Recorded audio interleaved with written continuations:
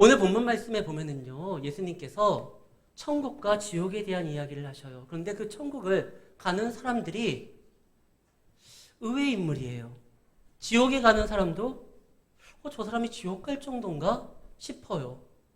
그런데 천국과 지옥에 대해서 예수님이 말씀하시는데 분명한 건 사후라는 것이 있고 죽으면 둘 중에 한 곳을 가야 된다는 거예요.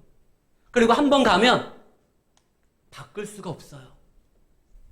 군복무를 할 때 어떠한 계기를 통해 가지고 진급할 수가 있어요.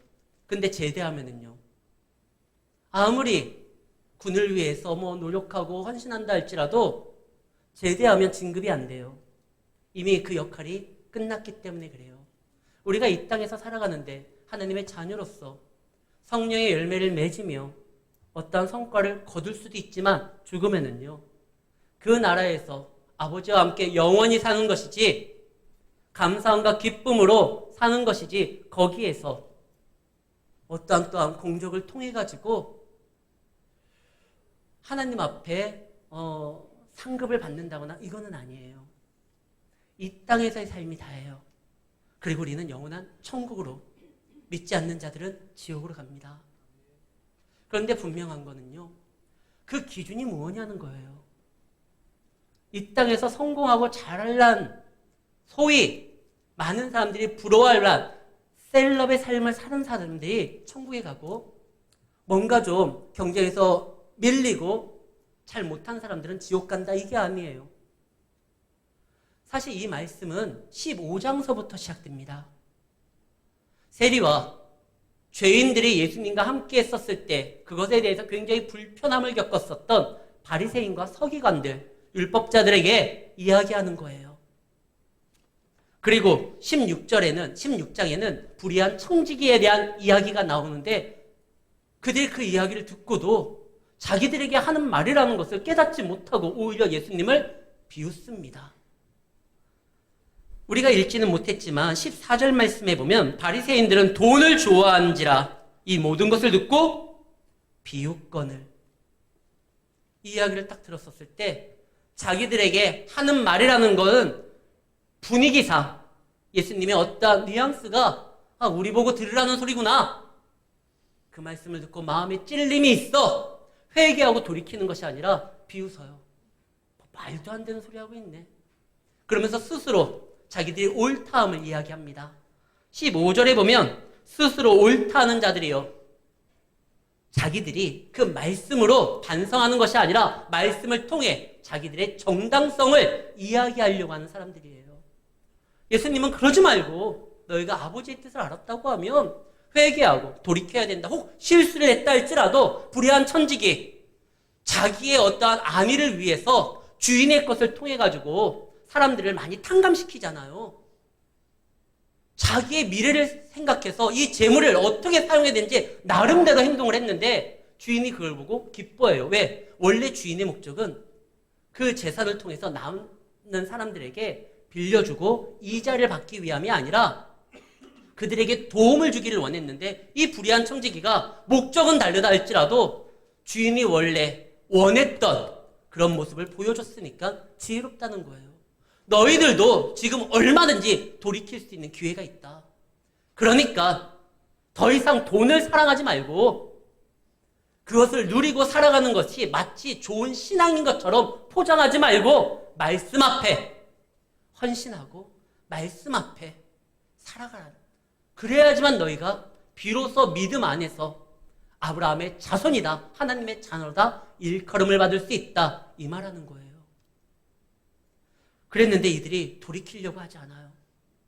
왜? 우리가 얼마나 말씀을 잘 보는데. 돈을 사랑하는 게 나쁠까요? 안 나쁠까요?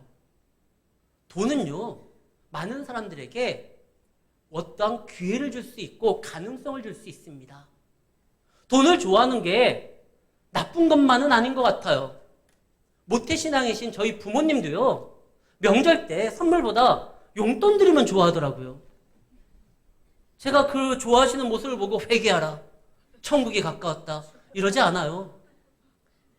이걸 가지고 또 손주들 용돈도 주고 뭐 생각으로 좋아하시는 거예요. 근데 돈은요, 사랑하는 게 아니에요. 사용하는 거예요. 돈을 통하여 더 많은 일들을 감당할 수 있기 때문에, 기회가 열렸기 때문에 좋아할 수 있지만 그것이 목적이 되거나 사랑하면 안 됩니다. 디모데전서 6장 10절에 보면 돈을 사랑하는 것은 일만하게 뿌리라고 했어요. 사랑의 대상이 아닌데 사용의 대상을, 아니면은 우리가 누려야 될 수많은 것들이 있잖아요. 그것들을 활용해야 되는데 사랑하게 되면, 마음을 빼앗기게 되면, 거기에 묶이게 되면 그게 문제예요. 사랑의 대상이 아닌데 사랑하는 거, 그것이 꼭 돈이 아니라 무엇이든지요. 여러분들의 마음이 빼앗기기까지 어떤 거에 집중하게 되는 거는 문제가 될 수 있습니다. 근데 지금 이 바리새인들은요, 부자였어요. 많은 것을 가졌어요. 사실 원래 이스라엘 백성들은 양극화 형상이 일어나기가 어려워요. 모든 사람들이 다 영원히 변치 않는 유업을 받았어요. 그러다 그것을 제대로 활용하지 못해서 빈부의 차가 난다 할지라도 50년째가 되면 신년이라고 해서 다시 세팅이 되는 거예요. 그 빚졌던 것들이 탕감을 받고 빼앗겼던 땅을 다시 받아야 돼요. 그러니까 오랜 기간 동안 축적된 부로 인해서 아버지 세대, 그 다음 세대, 재벌 2세, 3세, 그래가지고 누구는 어렵고 누구는 부자고, 이게 좀 어려운 사회적 장치가 그래요. 근데 그들이 부자가 됐다는 건 이 말씀을 왜곡했다라는 거예요. 신현제도를 악용했다라는 거예요. 그러면서 그들은 스스로 정당화시킵니다. 우리는 옳다. 왜? 성경에 보니까 믿음이 좋으면 부자가 된다. 아니, 그러지 않아요. 그럼 믿음이 없어서 가난한 겁니까? 성경에 보면 믿음 좋지만 가난한 사람들도 많았고요. 믿음 없어도 부자 된 사람도 있었어요. 반대로 믿음도 좋고 부자도 된 사람이 있었고, 믿음도 없이 가난한 사람도 있었어요. 이 믿음 좋은 거와 부자와 가난한 거는 이 상관관계를 너무 지으면 안 돼요. 그러면 예수를 믿으면 어떻게 한다는 겁니까? 부자가 된다는 겁니까? 가난한다는 겁니까? 그거에 대해서 저에게 물어보지 마세요. 예수 믿으면 부자 됩니다. 전 그렇게 말을 못해요. 예수 믿으면 주님을 닮아갑니다. 주님의 일을 감당할 수 있습니다. 이렇게 말할 수는 있지만, 근데 바리새인들은 남의 것을 착복한 거예요. 말씀에 가르친 대로 살아가지 않은 거예요. 주변에 어려운 사람들이 있다고 하면 도와줘야 돼요. 성경을요, 압축하면 무슨 내용이 나옵니까? 그 서기관도요, 자기의 의로움을 드러내기 위해서 예수님 앞에 질문하고, 어떤 청년은 어떻게 하면 구원을 받는지 궁금해서 예수님 앞에 질문할 때 예수님이 이렇게 말씀하십니다. 성경에 뭐라고 기록되어 있느냐? 그때 그들이 했던 말은 동일했어요. 하나님 사랑, 이웃 사랑을 말을 합니다. 맞아! 그렇게 행동해라. 레위기와 신명기에 보면 고아와 과부를, 나그네를, 가난한 이들을 도와주라고 되어 있습니다. 추수를 할 때도 땅에 흘리는 거 하나도 없이 걷어가는 것이 아니라 일부러 좀 흘리고, 그것을 거둘 생각하지 말아라. 왜냐하면 가난한 이들이 그로 인하여 도움을 받을 수 있다. 그랬는데 이 율법학자들과 바리새인들은 도운 것은 없고 오히려 자기의 부를 축적하는 데 있어서 누가 하나 말하지 못하도록 그것을 말씀으로, 말씀의 뜻을 왜곡하면서까지 정당화시키려고 했습니다. 그래서 예수님께서 불의한 청지기 얘기하고, 또한 잃은 양을 찾았을 때 잔치를 베풀고, 사실 양 한 마리 찾았다고 잔치 베푸는 그 비용이 더 비쌀 거예요. 드라크마 하나 찾았다고 잔치 베풀면 그 비용이 훨씬 더 나갈 거예요. 돈을 좋아하면은, 돈을 사랑하게 되면은 그럴 수가 없어요. 근데 주인의 기쁨을 안다고 하면 그래야 되는 거예요. 율법학자들과 바리새인들은 자기들의 부만 생각을 했어요. 그러니까 예수님이 뭐라고 해도 비웃기만 하고 그거에 대해서 마음의 감동과 움직일 결단을 하려고 하질 않습니다. 그래서 예수님이 말씀하시죠. 너희들이 천국에 간다라고 생각하지만 어림없다. 그러면서 16절, 율법과 선지자는 요한의 때까지요. 그 이후로부터는 하나님 나라의 복음이 전파되어 사람마다 그리로 출입한다. 너희들이 율법학자라고 하고 말씀을 잘한다고 하지만 그것은 요한의 때까지다. 지금은 복음의 시대다. 천국은 이 복음의 메시지를 듣고 나아가는 자들이 차지할 것이다. 율법은 한계가 있습니다. 율법은 현장에서 간음하고 잡혀온 여인에게 돌을 던져 죽임으로 그 상황을 정리하는 게 율법이에요. 그러나 복음은 예수님이 그 여인을 용서함으로 새로운 길을 열어주고 죄악을 이길 수 있는 기회를 주는 것이 그게 복음이에요. 예수님께서 말씀을 하시죠. 천장에 잡혀있는 여인, 이 돌로 쳐 죽여야 됩니다. 모세 율법이 그렇습니다. 죄 없는 자가 먼저 돌로 쳐라. 사람들이 다 뿔뿔이 흩어집니다. 양심의 가책을 받아. 예수님은 죄가 있어요, 없어요? 그럼 예수님은 던질 수 있잖아요. 주변에 짱돌을 하나 찾아가지고 이 여인에게 던지지 않고 예수님이 말씀하시죠. 나도 너를 정죄하지 않겠다. 그러니까 이제 마음껏 다시 같은 그 일을 행해도 된다. 이게 아니라 다시는 이러한 죄를 짓지 말라. 그거 죄라는 거예요. 죄지만 용서를 받았으니 너는 이제 죄에 붙들리지 말고 죄를 이길 수 있는 기회를 얻었으니 이제 그렇게 살아가라는 거예요. 복음은 죄를 이길 수 있는 능력이 있습니다.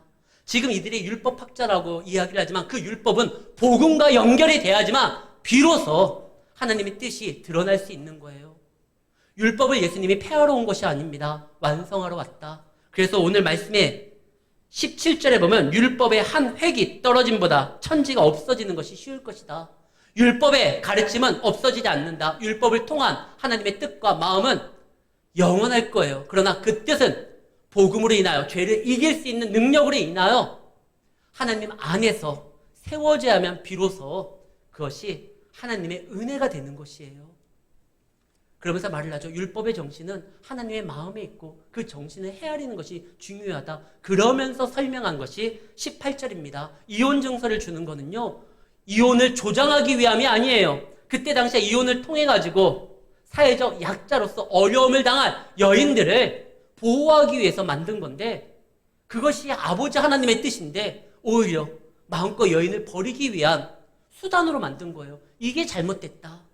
그러면서 오늘 말씀이 등장을 합니다. 한 부자가 있습니다. 고운 옷을 입고 있습니다. 이때 당시에 자주색, 색깔 있는 옷을 입는다라는 건 굉장히 고가의 옷이에요.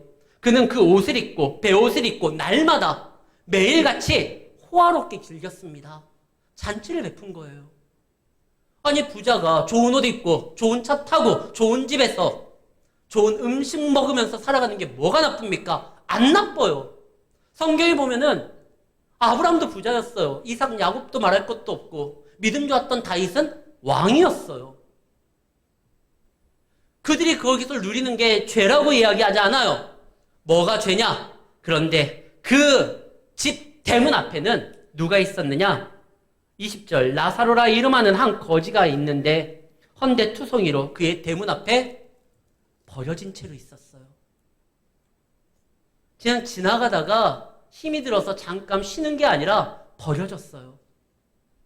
그 부자의 상에서 떨어지는 것으로서 배를 불리려고 하는데 그것도 여의치가 않고 심지어 개들이 와서 그 헌데를 핥아요. 이 부자가 그 부를 누리는 게 잘못된 거 아니에요. 그러나 청지기예요. 오늘 이 말씀은 16장에 등장한 청지기 내용을 계속적으로 가지고 오고 있어요. 청지기는 주인이 있고 그 주인에게 맡은 것을 활용하는 것입니다. 마치 주인인 것처럼 내 것인 것처럼 나만을 위해서 사용하는 게 아니에요. 천국과 지옥은 있습니다. 이것을 알고 있는 우리는요. 이 땅의 사람들과 다른 삶의 목적과 방향으로 태도로 살아가야 됩니다. 세상 사람들은 죽으면 끝이라고 말하는 분들이 있어요. 그런 분들은 세상이 전부예요. 여기에 다 투자해야 돼요. 여기에 집착해야 돼요. 근데 우리는요. 이것이 끝이 아니에요. 우린 알아요. 우리를 위하여 죄 문제를 해결하기 위하여 하나님의 아들 예수가 오셔서 십자가에 달려 죽으심으로 우리 죄를 용서하셨고 부활하심으로 영원한 생명으로 인도하신다는 거 알아요. 우리는 죽으면 끝이 아니라 그 나라로 나아갈 거예요. 그리고 이 땅은 그 나라 백성으로서 주님께 맡은 청지기로서 주의 뜻을 전하고 나타내는 곳입니다. 그렇기 때문에 우리가 많은 것을 갖지 못해도 내가 현재 처하는 상황에서 주님이 나에게 주신 생명과 건강을 통하여 달란트를 통하여 활용하면 돼요. 많은 것을 받았으면 더 큰 영향력 가운데 그것을 활용하면 되는 거예요. 왜? 여기는 무대입니다. 하나님이 주신 믿는 자들이 받을 수 있는 모든 축복이 이 땅에서 전부 이루어지는 게 아니에요. 이 땅엔 믿는 자로서 살아가는데 그리고 그의 자녀로서 행동해야 되는데 필요한 것을 얻고 전하는 곳이고 진짜 우리가 안식을 누리고 하나님의 품 안에서 영원토록 거할 곳은 그곳이에요. 근데 이 부자는요. 좋은 기회를 얻었잖아요. 물질의 축복과 많은 것을 가진 건 분명한 복이고 은혜지만 또한 사명이고 기회입니다. 활용하는 거예요. 하나님께서는 당신이 직접 창조한 아주 좋은 에덴 동산을 누구에게 맡깁니까? 아담에게 맡겨요. 너는 생육, 번성, 땅의 충만 땅을 다스려라. 그러면 그것을 다 내 것처럼 아담이 활용하는 게 아니에요. 동산 중앙에 있는 선악과를 만드신 그 하나님을 기억하면서 하나님의 청지기로서 그것을 누리면서 다스리는 거예요. 창세기 2장에 보면 하나님께서 그에게 당신의 형상도 주었고 지혜도 주었잖아요. 그러면서 동물들을 그 앞에 오게 만듭니다. 아담이 어떻게 이름을 짓나? 그의 특징을 통해서 아담이 이름을 짓는 순간 그가 그의 이름이 되는 거예요. 하나님이 우리에게 기회를 주시고 당신의 형상까지 주시고 능력도 주시면서 그것을 어떻게 활용하는지 보기를 원하시고 그를 통하여 당신의 뜻을 이루기를 원하시는 거예요. 우리에게 주신 건 그렇게 활용해야 되는데 이 부자는요.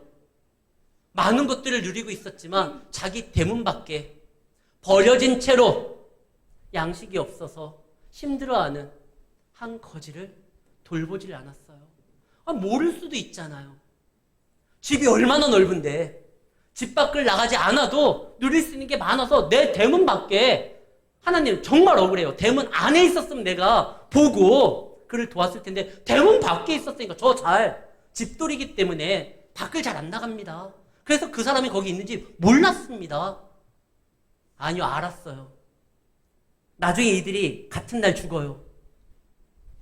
그리고 이 거지 나사로가 아브라함 품에 안겼을 때 이 부자가 그걸 보고 뭐라고 합니까?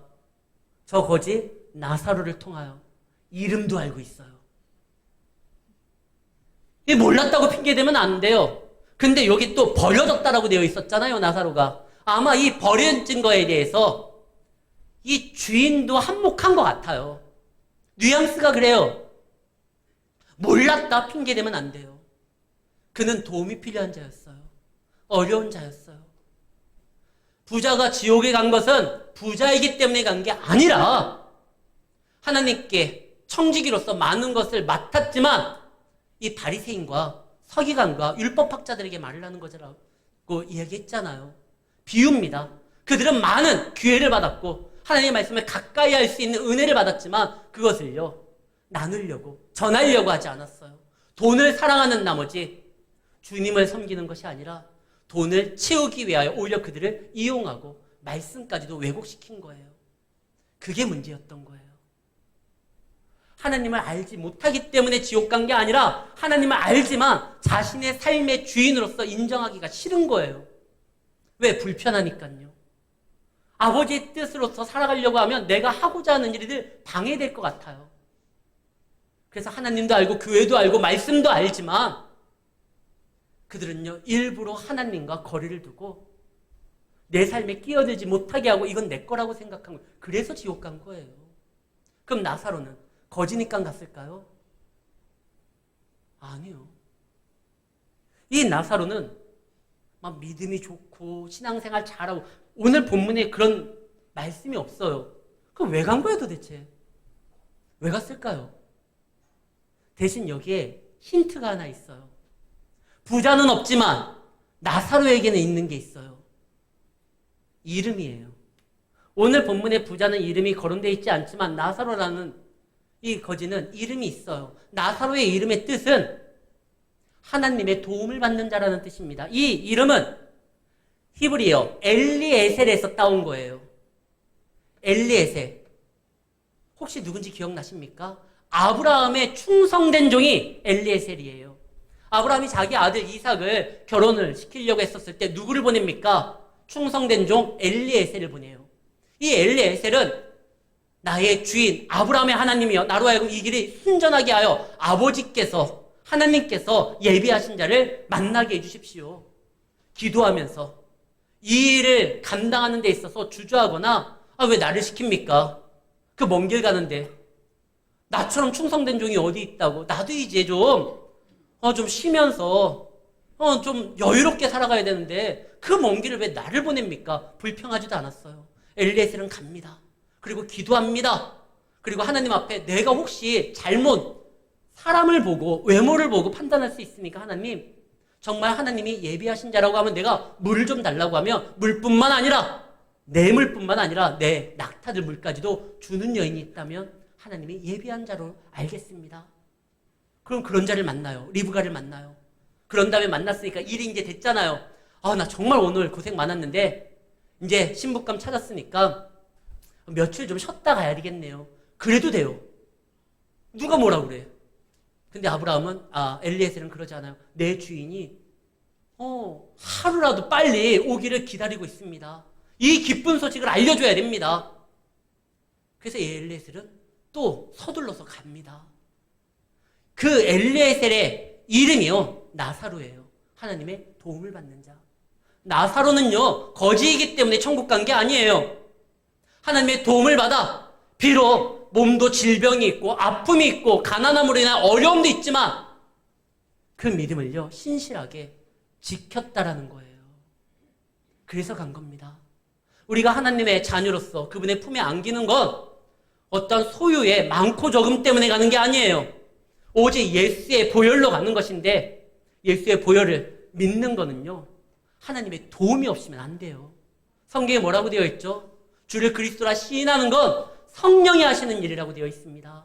믿음은 거저 들었는 것이 아닙니다. 그분의 인도함이에요. 그분의 도움으로 어렵지만 힘든 가운데서도 내 믿음을 지키면서 살아가는 거예요. 무슨 나사로가 지켰다는 얘기는 없지 않습니까? 있어요. 25절 말씀. 아브라함이 이르되 너는 살았을 때 좋은 것 받았고 나사로는 고난을 받았으니 이것을 기억하라. 여기서 고난이라는 것은요 의인이 신앙과 믿음을 지킬 때 나타나는 어려움이 고난이에요. 나사로는 가난해가지고 먹을 것이 없어서 배를 줄이고 어렵게 살아갔지 않느냐 이렇게 표현한 게 아니라 고난이라는 말을 씁니다. 의인은요 고난을 당할 수밖에 없어요. 왜? 이 악한 세상에서 불의한 것을 보게 되니까요.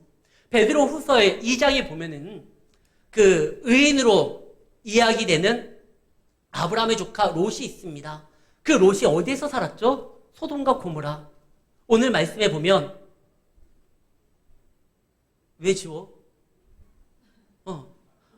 소돔과 고모라에서 무법한 자들의 음란한 행실로 말미암아 고통을 당하는 의로운 롯을 건졌으니 롯은요 거기에서 고난을 당했어요. 하나님의 진리를 알고 있는데 그렇게 살아가지 아니한 자들을 보니까 얼마나 그 롯이 마음이 아팠겠습니까? 그는 그 의를 지난 거예요. 우리가 이 땅에서 살아가는데 우리는 고난을 당할 수밖에 없습니다. 직업병이라고 하잖아요.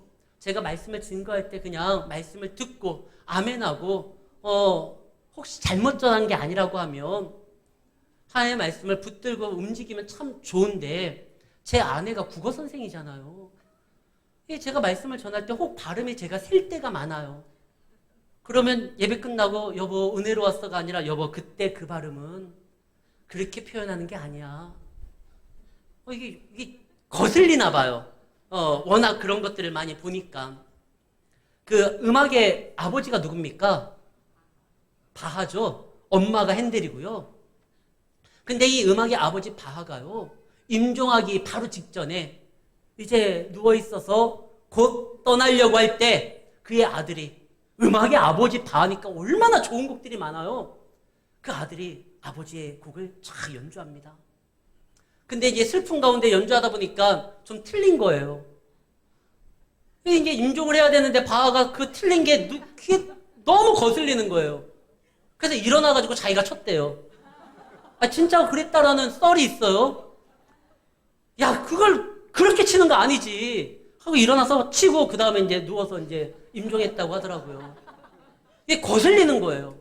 우리 믿는 사람들은 하나님의 뜻을 아니까 이 세상의 불의를 보면 굉장히 거슬려요. 거기 때문에 고통당하고 아픔이 있어요. 그러나요, 믿음으로 이겨내야 됩니다. 우리는 하나님의 도움을 받는 자들이에요.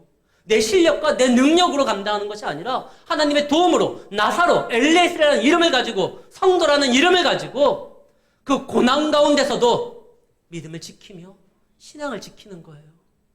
그래서 나사로가 그 엘리에셀 충성된 종을 가지고 있었던 아브라함의 품에 안깁니다.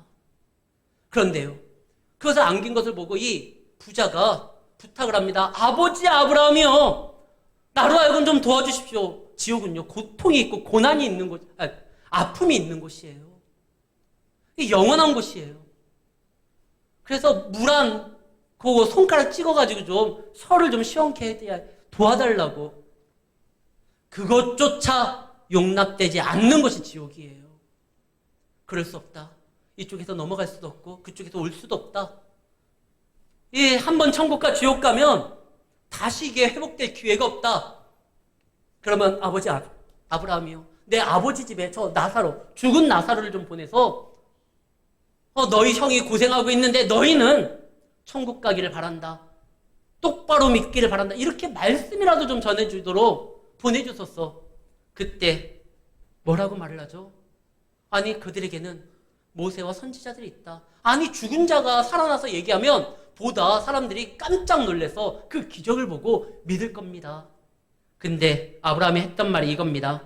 31절, 모세와 선지자들에게 듣지 아니하면 비록 죽은 자 가운데서 살아나는 자가 있을지라도 권함을 받지 않을 것이다. 예수를 믿는 건 기적을 보고 믿는 게 아니에요. 하나님의 말씀을 듣고 그 말씀을 붙들고 나아가는 것입니다. 기적으로서 믿게 되면 처음에 효과는 있을지 모르지만 하나님께서는요, 말씀으로 역사하기를 원하셔요. 기적은 더 큰 기적을 보지 않을 때까지는 만족하지 않고 그 기적이 보여지지 않을 때 실망하고, 이 믿음은 말씀에서 나와야 되는데 기적을 보고 쫓아가는 그러한 신앙은요, 쉽게 무너질 수밖에 없어요. 우리는 말씀에 붙들려야 됩니다. 여러분들 다른 거 말고요, 이 말씀에 여러분의 삶을 붙드시기를 바랍니다. 이 세상은 말씀으로 하나님이 창조를 했어요. 말씀이 기초가 된 거예요. 다른 거에 먹는 게 아니에요. 재난영화에 70년대에 쌍두마차 영화가 있다고 하면 하나는 포세이돈 어드벤처라고 해양 그 재난영화고, 또 하나가 타워링이라는 영화가 있어요. 고층 빌딩을 세웠는데 그 규격에 맞지 않는 전선을 사용해가지고 불이 나버려요. 그래서 막 사람들이 죽습니다. 막 떨어져 죽는 사람이 있고 불타 죽는 사람이 있고 소방 호스가 거기까지 안 올라가요. 그 영화의 주인공으로 나오는 폴 뉴먼이라는 유명한 배우가 설계사인데, 이 불을 끌 수 있는 유일한 방법, 옥상에 있는 물탱크를 터치자는 거예요.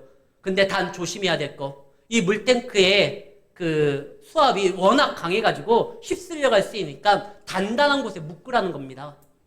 그때요, 그 바텐더가 하나 등장하는데 어디에다 자신을 묶냐면 비싼 와인 상자에게 묶어요. 여기에다 왜 묶냐? 이게 얼마나 비싼 건데. 이게 물살에 쓸려 내려가면 안 되기 때문에 거기에다 비싸다고 묶어요. 폴리머니 아니다, 기둥에다 묶어라. 이 건물의 기초가 되고 중심이 되는 거기에다 묶어야지 살 수 있다. 결국 그 영화에 보면 휩쓸려서 그냥 떨어져 죽는 장면이 나와요. 이 땅의 가장 기초가 되고 기준이 되는 것은 하나님의 말씀입니다. 하나님 말씀으로 창조했잖아요. 그 말씀에 묶어야 돼요. 아브라함의 자손이라고 스스로 생각했던 바리새인, 오늘 성경에 등장하는 이 부자는 이름조차 기록되질 않아요. 그들은 다른 것에 자신을 묶습니다. 욕심에, 탐욕에, 심지어 말씀까지도 왜곡시켜가지고. 그러나 나사로는요, 하나님의 도움을 받는 사람이 세상에서 버려지는 게 너무 아이러니하잖아요. 그럼에도 불구하고 그는요, 이 고난 가운데서도 이겨낸 거예요. 우리도 말씀으로 살아갈 때 어려움이 있을 수 있습니다. 그러나 하나님의 도움을 받는 자로서, 돕는 성령님의 역사하심으로 인하여 고난 가운데서도 믿음 잘 지키심으로 인하여 말씀 안에서 승리하는 우리 성도님들이 되시기를, 그래서 이왕이면 천국에서도 다시 만나기를 불편하잖아요. 여기에서 봤는데 천국에서 못 보면 다 같이 보고 즐거워하는 우리의 인생이 되기를 예수의 이름으로 축원합니다.